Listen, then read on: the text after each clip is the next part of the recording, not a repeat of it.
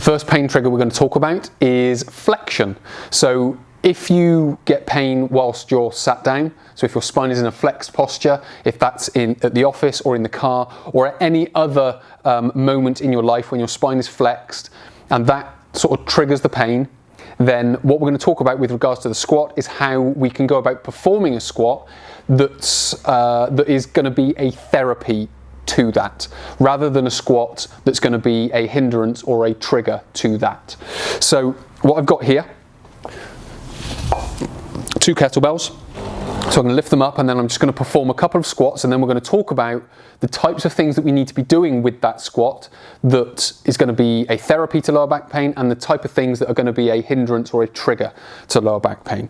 So as we come into this position, come down, again the body stays up, and then I perform my squat, and then it is just a case of down and up. So what am I doing there that's making it a therapy? Well, the first thing is to maintain the neutral posture of the spine. So we come down and then we come up, maintaining that position at all times. Now, why are we doing that? If you've got a flexion intolerant spine, the last thing you then want to be doing, if you've been sat down at your desk or in a car all day, the last thing you then want to be doing is going into a gym and lifting some weights with a posture of the spine that is only going to make the problem worse. So we need to start thinking about how we can then go about removing that problem, and removing that problem in one way is maintaining that neutral posture. So that's sort of part number one. The second thing is, if we can't get all the way down, so if we can't go all the way down into, say, that position, which would be a more effective squat, let's say, we can only get down to here before our back starts to round, then we need to manage that range of movement at the hip. Because if we don't have range of movement at the hip, if I can only get that far, then my hips aren't going to move and I'm going to bend my back. And that's going to flex the spine, and that's going to make the problem worse.